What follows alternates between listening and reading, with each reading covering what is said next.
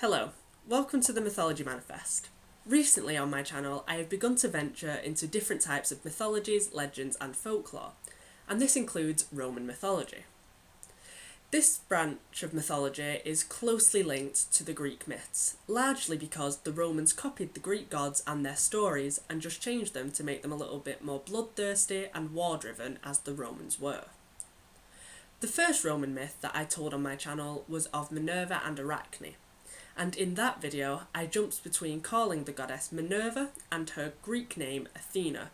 So to save myself from doing that every time I do a Roman mythology video, I decided that for today's video I am going to do a glossary of the gods from Greek to Roman. I hope you enjoy it. So I will begin by focusing on the major gods, known to the Greeks as the first six of the 12 Olympians, and to the Romans as Consentes, meaning the Council of 12, who Kronos, who was their father, known to the Romans as the Titan Saturn, ate at birth. So the firstborn, but the last regurgitated, was Hestia, known to the Romans as Vesta. Her name meant fireside, and she was the goddess of the hearth and homes. She was probably the calmest of all of the gods, and was usually the one who would mediate during any family arguments. And eventually, to stop an argument, she gave up her throne to another god. Vesta is not very war-driven or bloodthirsty, and because of this, she plays very little to no role in Roman mythology. The second-born was another girl called Hera to the Greeks, and Juno to the Romans, meaning queen, which is quite well done on her mother's part, as she did become queen of the gods, as well as the goddess of marriage and family.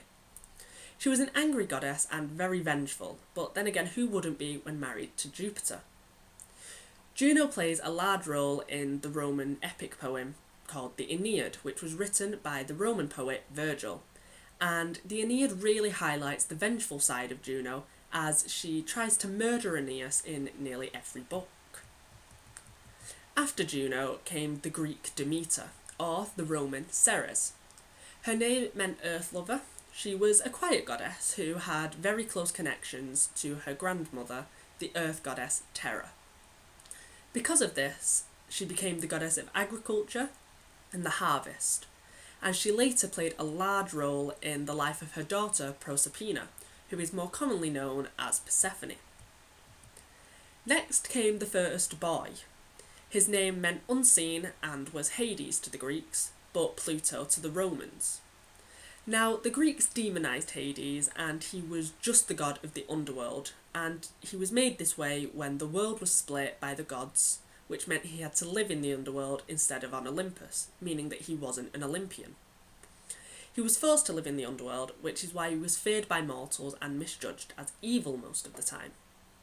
The Romans did keep Pluto in this role, but they also added the extra task of being god of riches onto him, thus making him more appealing to the citizens of Rome and making him less feared. The next born was another boy who would eventually become the god of seas and storms. His name meant husband and lord of the earth. In Greek mythology he was called Poseidon, and to the Romans he was known as Neptune. He was god of horses and created them out of sea foam in an attempt to seduce Ceres. It didn't work, and he later married a sea nymph who was the goddess of salt water called Celacia. The final child of Saturn and Opis was another boy who Opis, his mother, hid to stop him from being eaten by Saturn. He was called Zeus to the Greeks and Jupiter to the Romans, which meant sky or shine. He cut his siblings out of their father still breathing and fully grown, and together they took over the cosmos, defeating the Titans, and eventually Jupiter married Juno and became king of the gods and deity of the sky. After taking over the cosmos, more gods were created and became Consentes. The first was a product of Jupiter's adultery on his wedding night with a titan called Metis. He got her pregnant and then ate her to stop her from giving birth. This was a bad idea, as a few months later the Cyclops had to cut a daughter out of Jupiter's head. Her name was Athena to the Greeks, and to the Romans Minerva. Now, the Greeks loved Athena and she became the Olympian of wisdom, battle strategy and creativity. The Romans, however, did not look so highly on Minerva, and so she was made just the goddess of creativity. and Roman poets, such as Ovid, often portrayed Minerva as evil and cruel in their works. The next born was a boy. In Greek mythology, he was called Hephaestus. In the Roman myths, he was Vulcan. He was Juno's child, who she created on her own with a magical herb.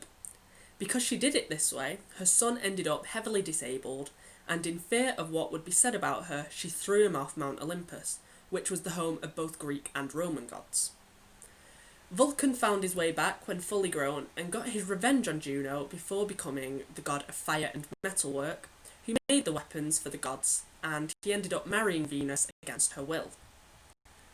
After the whole Vulcan ordeal, Jupiter and Juno finally had a child together, a son known to the Greeks as Ares and to the Romans as Mars, which meant ruin or bane.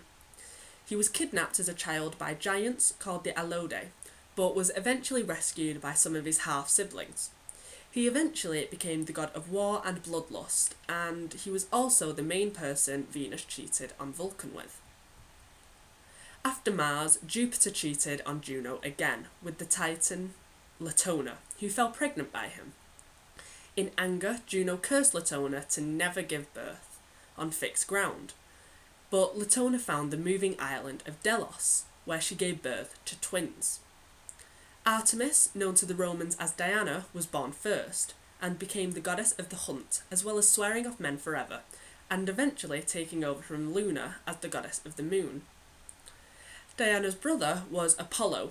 In Roman mythology, he actually kept the name, but sometimes he is known as Phoebus. He became the god of prophecy, music, maths, illness, and healing, and he eventually took over from Sol as deity of the sun. The next of the Deiconsentes was another son of Jupiter and the mortal Stimula. In some myths, it was Proserpina that was the mother of this child, and his name was Dionysus in the Greek tales and Bacchus in Roman, which meant twice born. And he was called this because in both versions of his myth, he or his mother was killed, and Jupiter had to either give him a new life or rebirth him, thus giving him two births. And because of his traumatic beginnings, Bacchus became a jolly person who was god of wine and festivities. Jupiter then cheated on Juno again, this time with the Pleiad nymph named Maia. Her son grew up more than just godly speed, and in his first day alive, he stole from Apollo and made a trade with the god. He created an instrument called a lyre, and told Apollo he could have it in exchange for his sacred cattle. Apollo agreed, and after that, the child became the god of tricksters, travellers, and thieves, whose name to the Greeks was Hermes and to the Romans Mercury. The final of the Deiconsentes was, in some myths, the child of Jupiter and Dione, but in my preferred version, she was created as a mix of the sky god Kylus and the ocean. She emerged from the water on a shell and was the most beautiful woman ever to have existed. The Moirae, or the Fates, found her and took her to Olympus and demanded that this woman, who was called Aphrodite in Greek myths and Venus in Roman mythology, be made a Deiconsente because of her power and beauty. Vesta gave up her throne to stop any arguments over this, and Venus became the goddess of love and beauty. And that is how the Pantheon and Deiconsentes came to be. Who is your favourite god or goddess? Let me know down in the comments or on my Twitter, which I have left a link to in the description below. I hope you enjoyed this video. If you did, please like, comment or subscribe, and please let others know about my channel who love mythology. Let's keep classics alive. I will see you next time on the Mythology Manifest.